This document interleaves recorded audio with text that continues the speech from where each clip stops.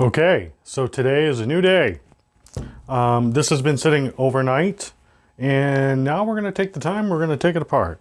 Let's get these vices off. Let's see. So this is the start of our second part. Let's see. So we're going to be taking the guitar neck apart, or at least taking the vices off. We'll take a look at it, and then we're going to trim it up. Plane it again on this side and the other. So we have the flat sides that we'll be using. And then we'll do a neck template to draw out where the neck is, where the fretboard is, where the nut would be, so on and so forth. So we'll be doing all that. The actual wood and everything looks stunning. Looks really good.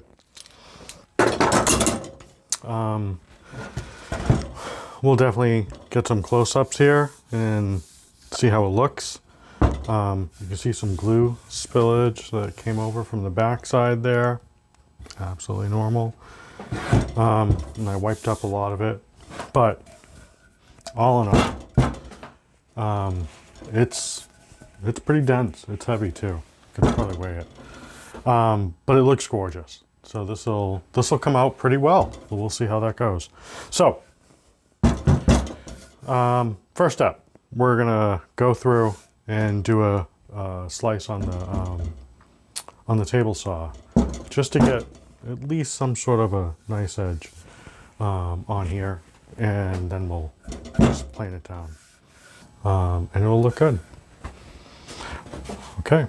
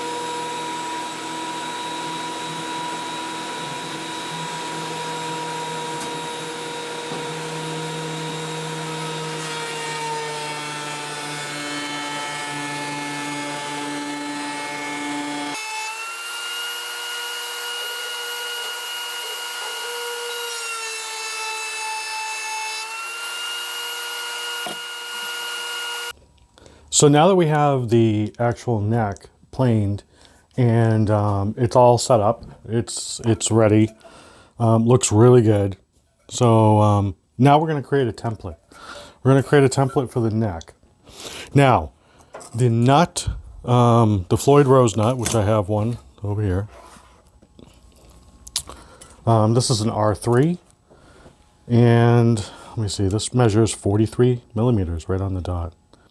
So if I take a measurement here, we're looking at, that's 43, That's exactly what I need. And the measurement down at the 12th fret, or I'm going to go all the way down to the very end because I'm going to do one the same size here. It's 57.5. So I'm looking for 57.5 millimeters. And not only that, I did a measurement, and it's exactly from here all the way up to where the end of where the nut for the Floyd Rose is. It's 20 and 1/8 inches, right on the dot. So if I can go ahead and just draw that out and get a nice template done up of at least just the fretboard all the way up through the nut, it'll be much easier to draw the center line here, draw out what I need all the way up to that point, and that's what we'll use to actually cut out the rest and shape it, at least for a start, okay?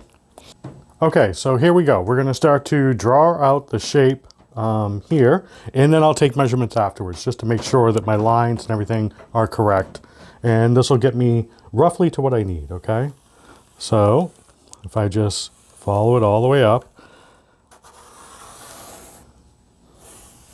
and come back around.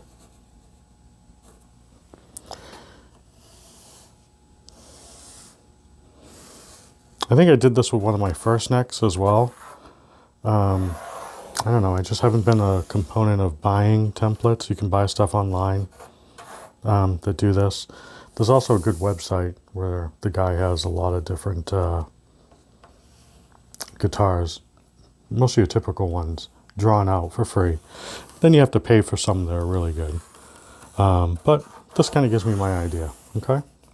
So let me see, up here, you know, if I follow the line, come in, yeah, I'm right at 43.09. Okay, yeah, I'm actually looking pretty good there. And there's my, I have my line there for the 20 and 1/8 inch. And this will just give me a guide so I know. So this is where my nut would be, the Floyd Rose nut, all the way to the end. I got my 20 and 1/8 inch. This will give me enough to go off of. That's all I really need. See, the other interesting thing too is when you do put one of these templates on, you want to draw a center line, and you have a center line always throughout everything you do. Typically, like the center line I'll draw for the body, a center line for the neck, and you can line almost everything up through your center line. That's it. So I have all these little markings for my center line, and I can easily just do something like this. Line this up, get it right in place. That's all I really do. And now give me a nice center line all the way up. Also with the center line drawn here, now that I have that, I'll have the center line all set up and ready for once I've cut out and done my stuff to put the truss rod in. And the truss rod is just a 6 mil all the way down, and then it opens up. And I think I have a truss rod right in there. I could show that. And that'll probably be one of the next things that we do after I kind of get this situated. So, not to go off topic. Here it is. We're going to start cutting this and then sand it down to get it to exactly what do we want. Okay.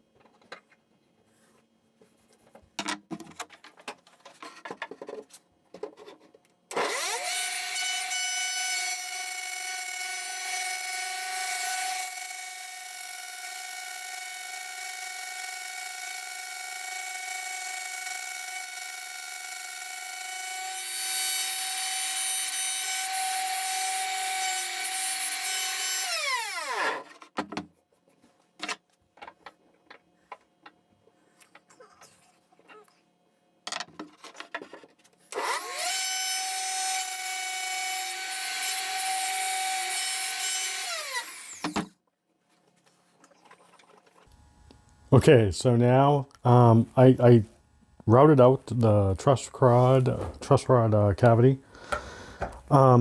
Since the truss rod is a little thicker at this end, so typically what I would normally do, I have a chisel, and I chisel off so it's square down here at the bottom, and then over here for this, I just kind of mark out the size of how, because it gets thicker right here at the very end, and I'm going to chisel that out as well. Okay, so now that I have that marked out, let me see. I'm just going to slowly chisel that out.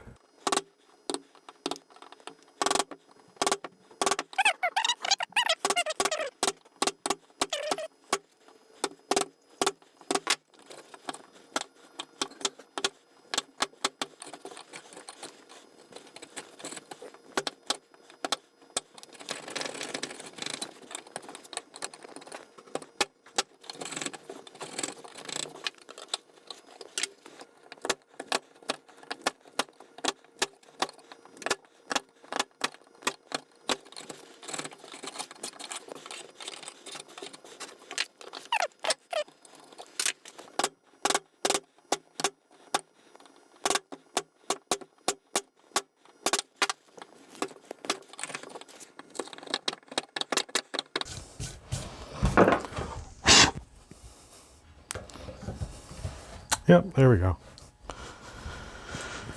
The only thing that it's sitting flush besides right here, so I'm just gonna, and it's a nice tight fit. Let's see.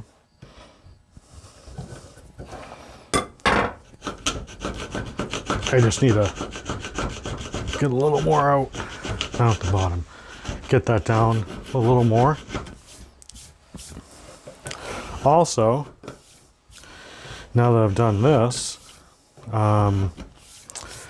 typically what I'll do now is I'll route a little further and basically come out of the channel.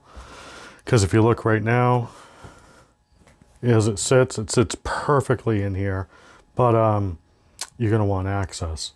Now you can always drill a hole or something like that, but it's just as easy just to route a little further, because at this point this is where our headstock's going to start to slant back, that 10-degree angle I'm going to do.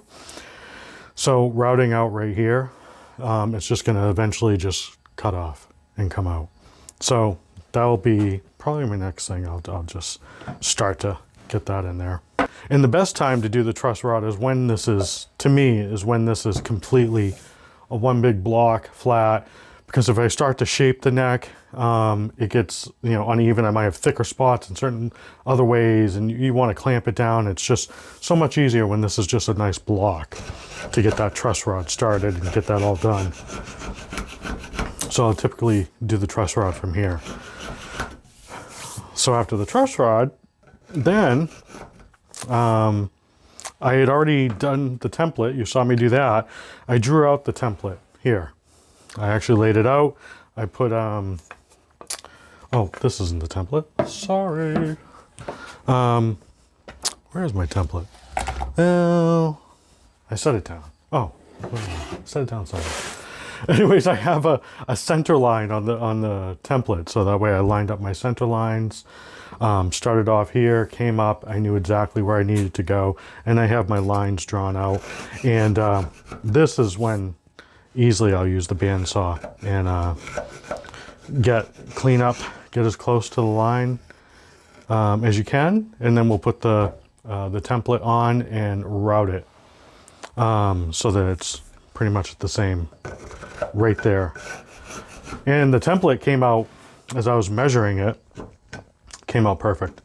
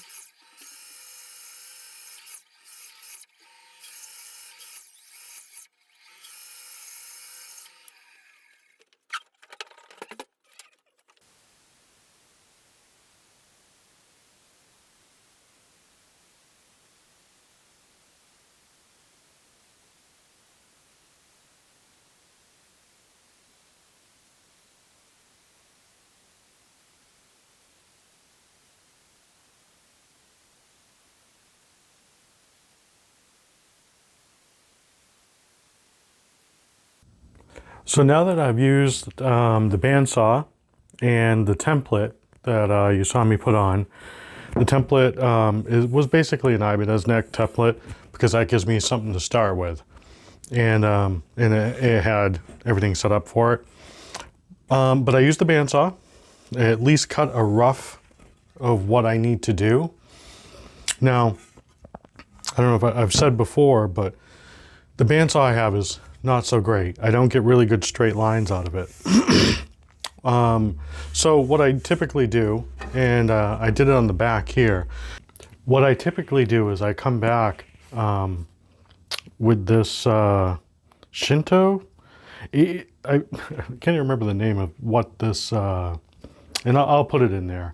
But anyways, it's a rasp or something. It gives me a lot of versatility where I can smooth all kinds of things out. Typically, I'll even shape my neck using this because I find I have the most control on doing it and how I can get it to work out just right. So since my cuts, like again, I'll have a little bit of a wave. It's not perfect to what I want. I can come back and I'll just go ahead and I'll start getting this down and flattening it out right to the thickness that I need.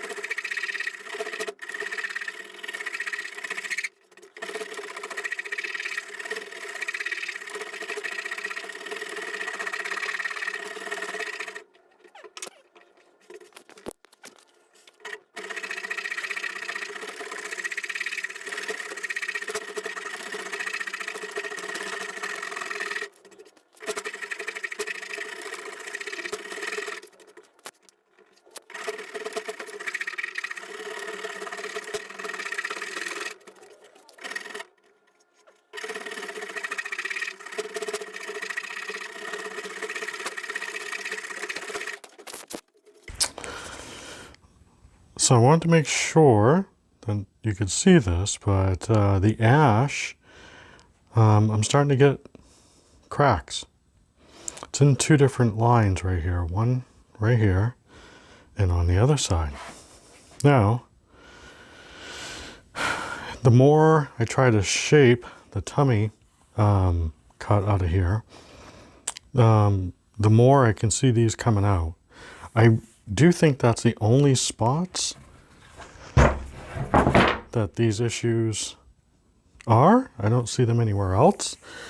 Doesn't look like they come all the way through on this side, but there's a good chance, I'm not sure, but I might just cut out another body because I'm literally at the beginning of this and it'd be just as easy. Either that while I'm cutting out another body, because it's always good to have that. The other thing I can do is some CA glue in there, let it seep in to those crevices and see what that does for me. Yeah, I'm still kind of worried that it's just gonna someday, eventually, crack off. Could be a good secondary. And I was also considering, this was just pie in the sky, kind of an idea, like the red beech Ibanez from Winger. I always liked that. And I thought that'd be kind of cool, having the Floyd Rose sit right here. Kind of like that, right at the edge. I'll have my green DiMarzios and the neck. So, I don't know. Also, let me see, this is where we are at this point. The neck, the body. And I think I had showed this, but this is that Babylonian rosewood for a fretboard on top. Or I can do maple, but might look to get some ebony. Wait and see. All right. I was going to jump over to the body, and that's why I was doing that right now, because I want to give myself a little time. I've ordered, I'm going to do stainless steel frets. I ordered those. Those are coming in just a day or so. And I have some inlay ideas, so I want to make sure that I have the right fretboard before I start doing all that. And that's the only reason why I jumped over to the body. You know, usually I'll try to get the neck as close as I can, because from then it's just literally shaping the body, and it's already there. It's just really sanding it down, routing out the cavities, electronic cavities, and stuff like that. So I don't know. We'll see where it goes. Alrighty, that's it for now.